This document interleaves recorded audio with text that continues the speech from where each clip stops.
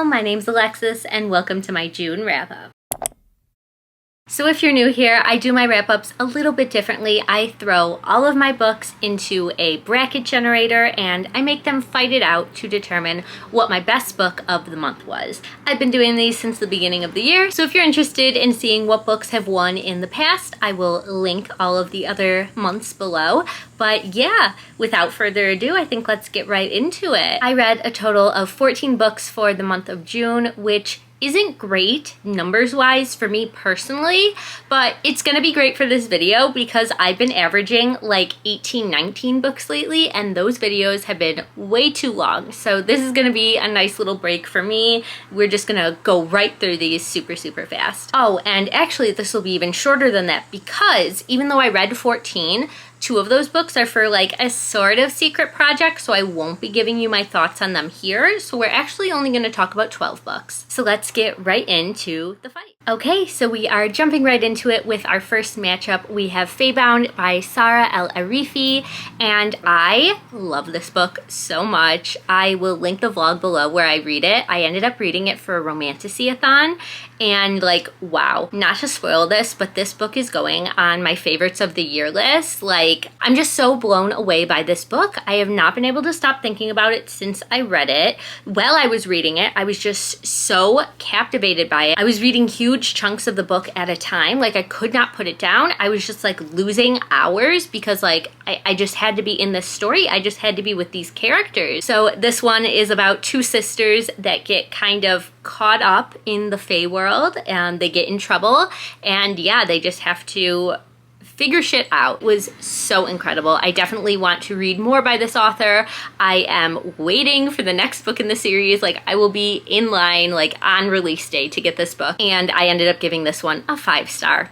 Obviously. And this is up against The Trees Grew Because I Bled There, Collected Stories by Eric LaRocca. So I really try my hardest to find an Eric LaRocca that I enjoy. I love Things Have Gotten Worse Since We Last Spoke. Like, that was my first book by them, and since then I have just been like searching for a book that I enjoy as much. Enjoy is kind of a weird word to use. I don't know if anybody enjoys that book, but yeah, unfortunately, this one was not it. Out of the stories, I ended up giving 3 of them 4 stars, and the rest were 2 and 1 stars, so yeah, I didn't like this one. I don't know what it is. I don't know if this author is for me. I'm gonna keep trying because I really want to like their work, but every time I read a story by them, I'm just like disappointed, I guess.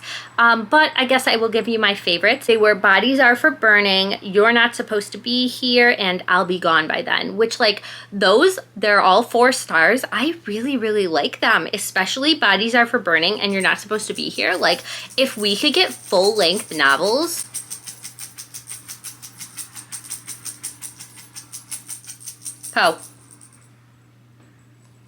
Like, if we could get full-length novels based on those stories, they could potentially get a 5-star for me. So overall, I ended up rating this a 2-star, so obviously Faebound will be our winner for this round. Okay, next up, these are another 2 books that I vlogged for. They will be linked below. I read these for my Queer Pride romance reading vlog for the beginning of June when I was celebrating Pride Month. And okay, so A Dash of Salt and Pepper by Kosoko Jackson. I wanted to love this book. I mean, look at that cover. If we could rate books based on the cover alone, this would be getting 5 stars, but the contents, not good. This is unfortunately another one I rated 2 stars. Like, I don't know, I just didn't feel any chemistry from these 2 main characters. The pacing was just really weird, and oh, the main character of this, we were in his head, and it was almost written like a stream of consciousness book, but like in the head of a person who just throws in pop culture references every other thought. It was too much. So yeah, I actually ended up skimming a lot of the middle of this book, which I never do. I promise. I don't do it often, but for this one, like, I didn't want a DNF because I did buy it physically and paid full price for it. So I was hoping that would kind of redeem itself in the end, and I was so wrong. The ending was even worse. So yeah, 2 stars for that one. And that is up against The Romantic Agenda by Claire Kahn, which again, spoilers to that reading vlog, but I love this one. This is definitely going on my list of top romance books of the year. I just love the chemistry between our 2 love interests. I love the conversations that happen regarding sexuality. And yeah, I just had such a fun time reading this book. So 5 stars to The Romantic Agenda, which will make it our winner. So these are another 2 books that I also vlogged for. They are in the Romantasy-a-thon vlog. So Radiance by Grace Draven. This is a short little 300-page, which is short for fantasy romance, book I read on my Kindle. And this is about 2 members of like the nobility, and they are forced to marry each other, except they are completely different species and find each other disgusting. But despite all of that, they agree to work together and make the most of this marriage and be friends. And it is just the sweetest friends to lovers romance there is. The spicy scenes were great.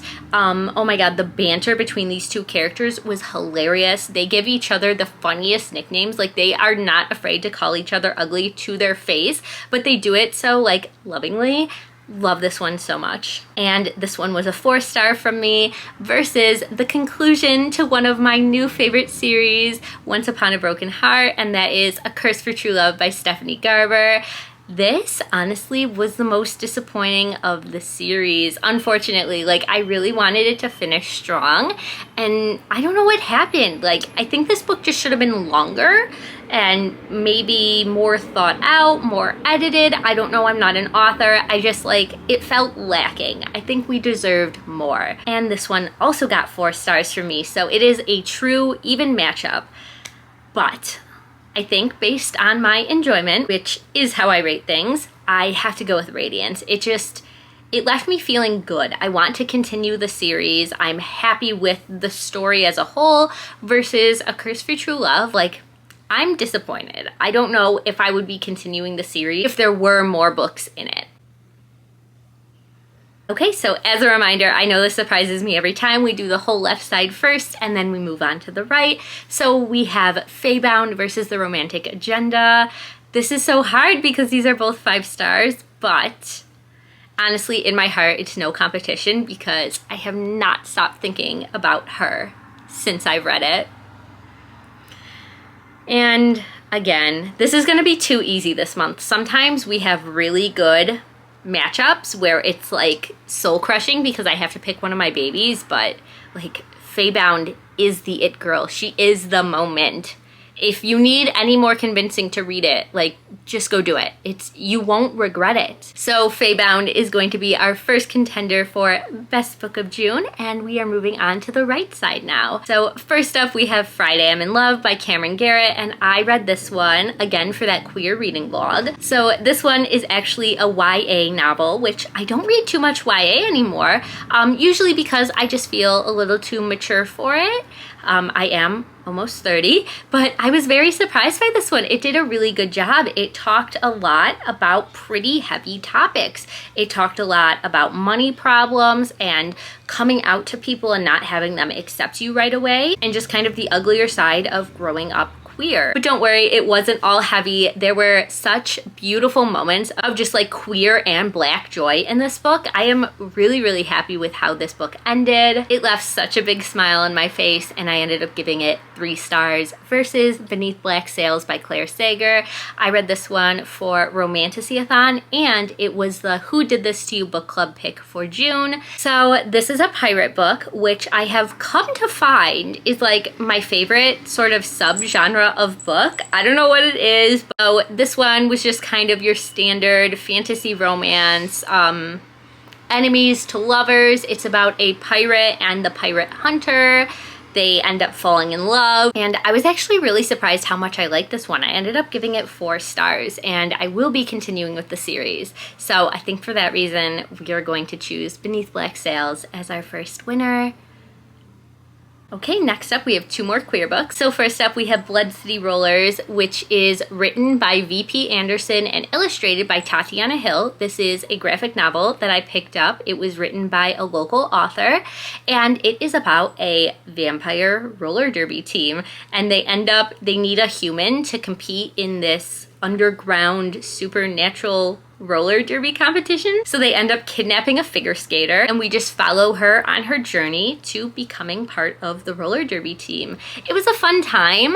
I think I am interested in reading more. It just very much felt like the first book in a long series. We didn't get too much explanation of the world or the other characters besides our main character, and the romance didn't really go anywhere, but I feel like it was setting us up for a cute series. This is also a middle grade series, so that might be swaying my rating a little bit because I don't read a lot of middle grade. But overall, I ended up giving this one 3.5 stars, and that is versus Don't Want You Like a Best Friend by Emma R. Albin. And wow, this one surprised me. I really don't like Regency romances. They're just like a little stuffy to me. I don't know. I'm just not a Jane Austen girly as much as I try to be. I have read all of her books in an attempt to love them, and I just don't. I appreciate them, but they're just not my favorite. So I was a little apprehensive going into this one, but I picked it up because the title is a Taylor Swift lyric and it is a sapphic romance. I am so happy I did. I ended up giving this one 4.5 stars. Like, it was just so cute. And not only do we get the romance between the 2 girls on the cover, but we also get a romance between their parents. So it's described as Bridgerton meets The Parent Trap but make it gay, and it was just so much fun. I highly recommend it, and for that reason, it is going to be our winner. Okay, and last up we have our 2 horror baddies going up against each other. So we have Queer Little Nightmares, which is an anthology of monstrous fiction and poetry, edited by David Lee and Daniel Zamparelli. So I'm obsessed with this cover, which is definitely why I picked it up in the bookstore. But unfortunately, I did not end up loving this one. There was something like 36 stories/poems in it, and I only gave like, I think 5 or 6 of them above a 4-star rating. Like, I don't know. I had never really heard of any of these authors or poets that were included in this collection, so I thought this would be a good introduction to them to try and read some of their works, and like, I don't know if I would go out of my way to pick some of them up again. I will give you my favorites though. I really enjoyed the story by Amber Dawn called Woolly Bully, the story by Anjua Varghese, The Vitalis Song, the story by Levi Kane, Gruesome My Love,